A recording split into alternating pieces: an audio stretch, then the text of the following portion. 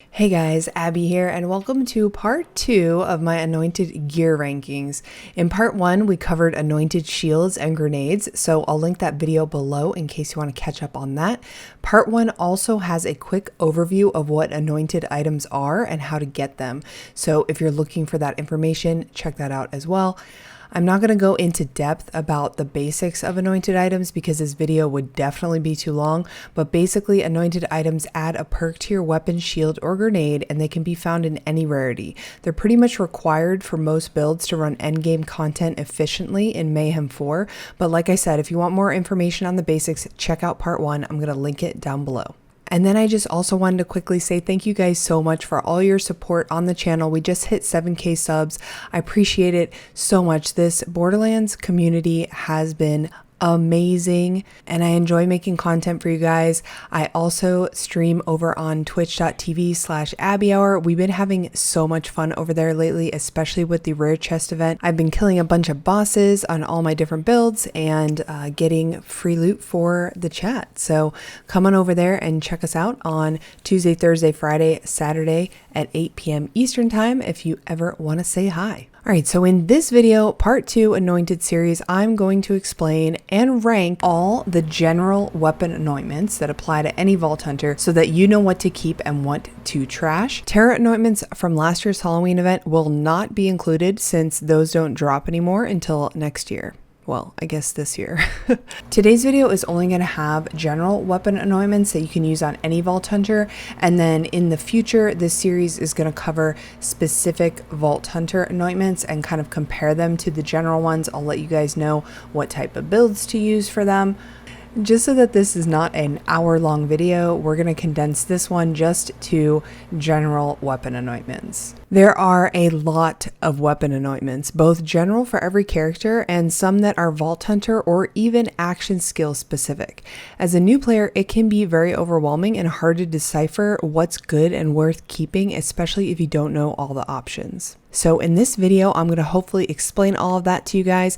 If you have any questions, definitely leave a comment down below and let me know. Before we jump into the full ranking for the more experienced players, I'm going to give you a quick rundown of my top anointments to watch out for, barring any specific build synergies. So for best anointed weapon perks, here's my list. For general, we're always going to want to look out for on action skill end, weapon damage is increased by 100% for 12 seconds. This one is amazing. We've got on action skill end, splash damage is increased by 125% for 12 seconds. This is really great on those splash weapons. It helps increase your rack damage, for instance, and your grenade damage and things like that. It can help Mo's out as well with the splash damage. The third one is on action skill end, deal 125% more weapon damage to badass named and boss enemies for 15 seconds. That one is a great one if you are boss farming and you have a quick action skill. And then for mode specific, I would say she's got 2. After exiting Iron Bear, the next 2 magazines will have 125% bonus incendiary damage, and after exiting Iron Bear, gain 160% increased splash damage for 18 seconds. Both of those are newly buffed values, so they definitely increased Mose's damage with those. And then for flak, we've got while Gamma Burst is active, gain 115% bonus radiation damage. That one was just buffed as well. It is amazing. And then we've got enemies damaged by rack attack take 100% increased damage for 10 seconds. For Amara, we've got after using phase cast, weapon damage is increased by 250%. And then we've also got after using phase slam, weapon damage is increased by 300%. For Zane, we've got 1, and it is while Sentinel is active, gain 100% of damage as bonus crowd damage. All right, now let's get into the breakdown. I am going to show you guys every single anointment that you can find on a weapon. I also want to quickly clarify that you must have the weapon in your hands for the anointed perk to be active. You can also stack the anointment on your weapon with the ones on your shield and grenade as long as they are not the same anointed perk. All right, so here is the Anointed Weapon perks, the general ones, so not Vault Hunter specific. Anybody can use these anointments on their weapons. It doesn't matter what action skill you are running, what your build looks like. However, some of them are going to be geared more towards certain builds. They're going to synergize better with certain builds and action skills, certain Vault Hunters. So across the top at S tier, this is our highest tier, our best Anointed Weapon perks. If you have limited space in your bank, definitely hold on to these perks. We've got on action skill end, weapon damage is increased by 100% for 12 seconds. We've got on action skill end, splash damage is increased by 125% for 12 seconds. And we've got on action skill end, deal 125% more weapon damage to badass, named, and boss enemies for 15 seconds. All of these are really great. Of course, you're going to want to have an action skill that is quick and has a quick cooldown, because these anointments only last for 10 to 15 seconds. You want to make sure that you are constantly using your action skill and getting it to end to take the most advantage of these anointed perks. Even if these anointments are not active all the time, I feel like they trump a lot of other anointments just by the damage factor alone. I will say with the action skill end, deal 125% more weapon damage to badass, named, or boss enemies. That's going to be situational as well. You're going to want to use that for boss farming. You're going to want to use that against rare spawn enemies. They count as named. You're going to want to use that possibly in Slaughter Shaft for the badass enemies. Also important to note that anointed enemies do not count as badass or named enemies. And also we found out the other day in the Flak Discord that Wotan actually does not count as a boss for this anointment. So next down in our A tier, we have on action skill end, gain 15% lifesteal for 12 seconds. This one's a really good one just to have for sustainability if you're on a character that doesn't have great sustainability, but you also have to make sure, like I said, that you have that action skill end available to you often, because it does only last for 12 seconds. So it could be kind of a oh no moment where you just use it on action skill end, but it's really great for flak. It could be great for Moes depending on how quickly you get your Iron Bear back, but I don't think Zane or Amara really need this anointment at all. We've also got on action skill end, the next two magazines will have 50% elemental bonus damage.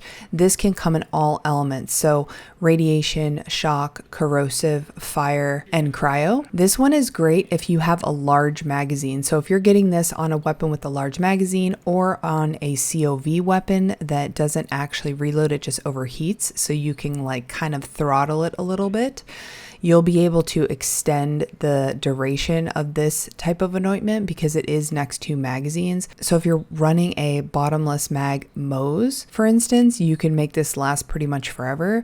Now keep in mind that you do have to have this weapon out for this anointment to be active, and it will go away if you swap weapons. So if you swap weapons and then come back to the weapon with this on it, it will have to wait till your next action skill end to proc. And then third in the A tier, we've got on action skill end, weapon status effect damage and chance are increased by 75% for 12 seconds. I feel like this is a really rare anoint to find on the right weapon. So I see it a lot of times on non-elemental weapons, which doesn't really mean anything unless you're wearing elemental anointments on your shield and your grenade. If you're wearing on action skill end elemental damage anointments on your shield and grenade, you'll actually see more damage and chance even if your gun is not elemental. So I feel like this anointment is a little bit underrated in my opinion. I feel like it could be really great. It is amazing on the Brainstormer, especially if you have a cryo action skill end anointment on your shield or grenade and you're using the Brainstormer, you're going to be doing more chance and effect damage with the Brainstormer itself and with that cryo damage. So it's really great for cryo efficiency as well.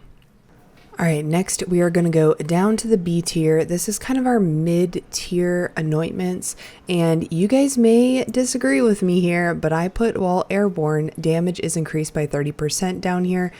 I know a lot of people would probably put this down in a trash tier, but it works when you're jumping. So as long as you're jumping a little bit, you're going to get that damage increased. So it's a decent anointment if you have nothing else. It's not very good, but if you have nothing else. So that's why I put that down here, because it's also sitting next to, while enemies are below 25% health, gain 50% increased weapon damage. So that's a 50% boost versus the airborne 30%.